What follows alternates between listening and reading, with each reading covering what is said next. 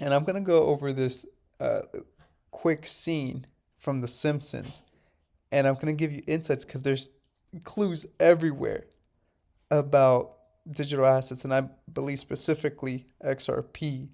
So I'm gonna go ahead and play it and then talk through it. And also, I want to remind you, it's funny because you see it in a lot of things. You see this XRP kind of shape, and it could be a stretch, but is it? So you see his bow tie. Obviously, it has that V shape right there, and we see that. So I think that's interesting. So I'm going to just point out some stuff because I think there's a lot that meets the eye in this short scene. I will explain cryptocurrency by clicking the link to TV's most beloved scientist, Mr. Jim Parsons. People think I'm a nerd, but I'm actually. Also, I want to point out right here, this guy in the suit. Now, this could be a stretch, but we see Brad Garlinghouse wear a lot of grayish suits with a white shirt, and he'll have like the tie. Now that could be a stretch, but that's interesting to note that this is the character they decided to use in the way he dresses. Super cool. That's why I'm here to talk about the really cool subject of distributed consensus based cryptocurrency. And then he mentions consensus based, which the consensus protocol is something that XRP runs on. And then he says kachinga, which is like, let's make some money. And I think that's very, very interesting. And then you see like all these piles of cash. And you see how it's like pyramids here, and it has this shape in between. I'm telling you, this V shape seems to be very, very common here. Then you see the bike jumping over this. Now, this could be a stretch, but sometimes these, like the front of these buses here, look like those trucks that carry money. Those big trucks that are have security guards and they have like cash in the back or whatever. Could a nerd do that? I don't think so. For cryptocurrency to work, we need a record of every transaction that occurs. These are recorded in what's called a distributed ledger. I'm a consensus of share. The consent. Oh well, that's not the consensus protocol that I was talking about earlier. But yeah, they're mentioning it a lot. Synchronized digital data Spread across multiple platforms. So it's interesting because we know the niche for XRP is cross-border payments. And so although we see the flashing, bees for Bitcoin or whatnot, what they're trying to subconsciously tell you, it's interesting because they're saying this, but they're showing something else. And we know that they're trying to use Bitcoin for payments, but we know that the proof of work doesn't work. It's inefficient. It costs a lot. The fees are insane. And so that's why Ripple and the native token XRP decided to start small, like Amazon, and then become bigger. And they started with the niche, which was cross-border payments, which if you know about how it works, there's a lot of friction in the system. And XRP would free up that friction. So I think that was an interesting part of this. from Shanghai to Grenada. And I'm not sure why they said Shanghai to Grenada, but I want to point out here in this particular scene right here, you notice all these X's on the trees, all these X's right there.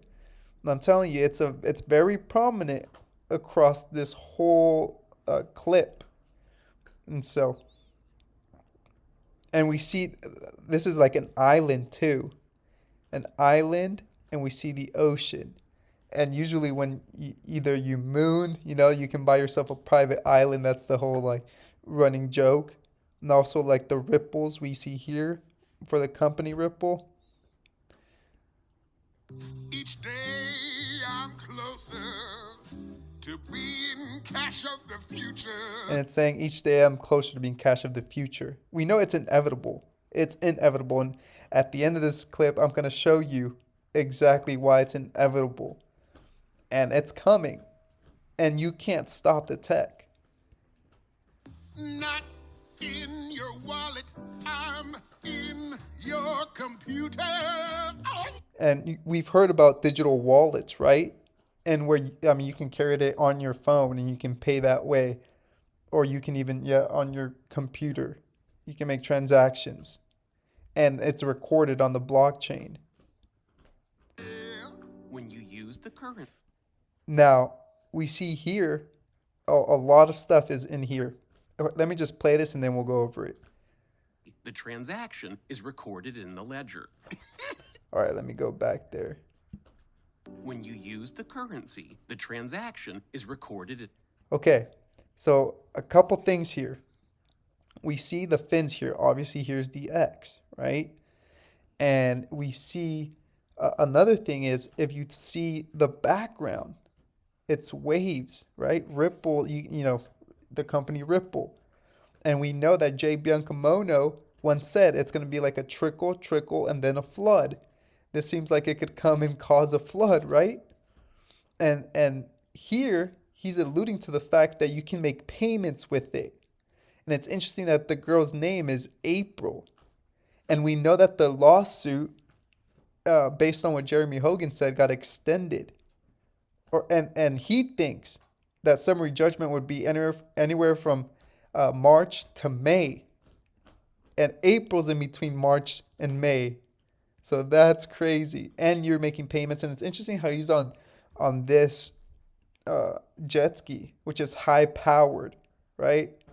It's really high powered. So maybe this referring to high tech. And notice how as he's making a transaction, there's surveillance. There's a camera.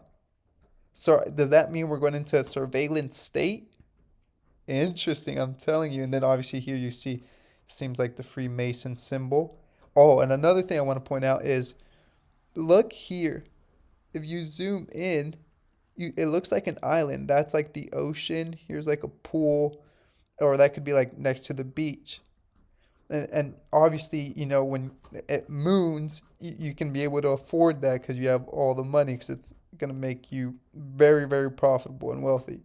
But notice that it's on bamboo sticks, right? And you see here, there's bamboo sticks as well over here. And you know that bamboo, if you've watched The Bear Bull, sometimes he'll have like outros, which, you know, talk about being like a bamboo stick where you water it for years and years and you don't see anything. Then all of a sudden it just shoots up. So I think that's interesting that this specific picture is framed. We see that while the transaction is taking place, there's a camera to surveil everything you do, right? So I think that's interesting. Ledger. I can dig it. And when one ledger book gets filled up, we add to a chain of previous books. That's the blockchain. Later, glitches. If you'd like to learn more about how cryptocurrencies work, here's everything else you need to know.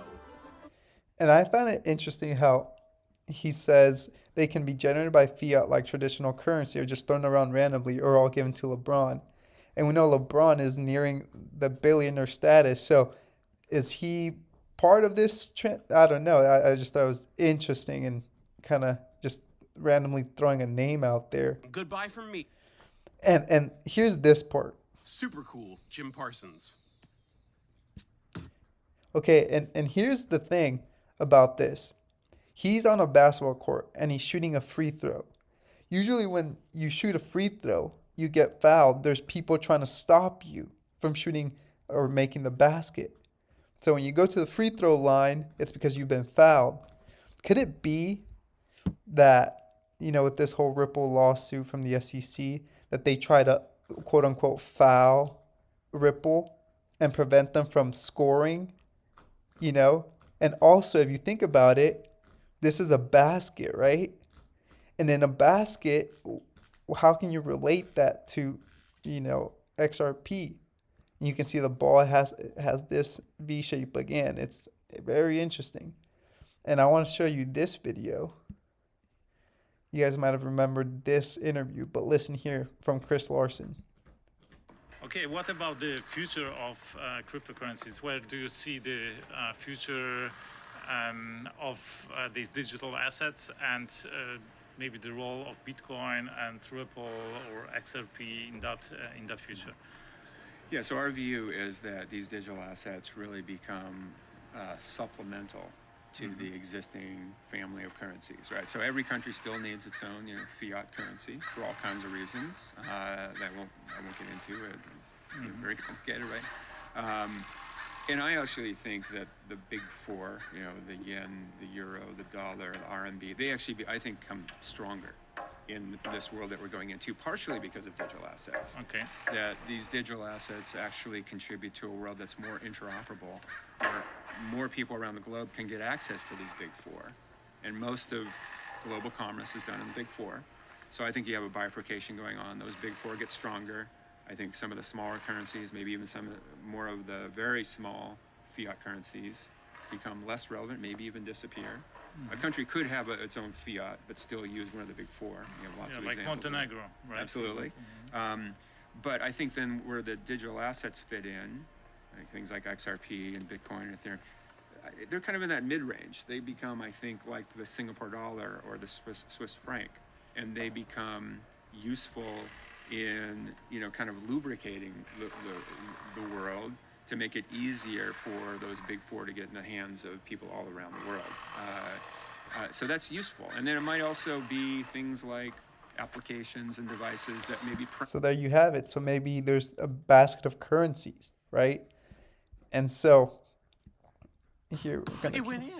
It went in. It went in. It went in. and it seems like I don't know if it's anything, but it bounces 3 times, and maybe there's only going to be 3 bull runs before everything's implemented. I don't know. It went in. You saw it. It went in. And there you have it. So I thought that was very interesting. Thought I'd do a breakdown. Some things could be stretches, but nevertheless, it's just like a fun little exercise. Hope you guys enjoyed that video. Like and subscribe. Comment below. Let me know your thoughts.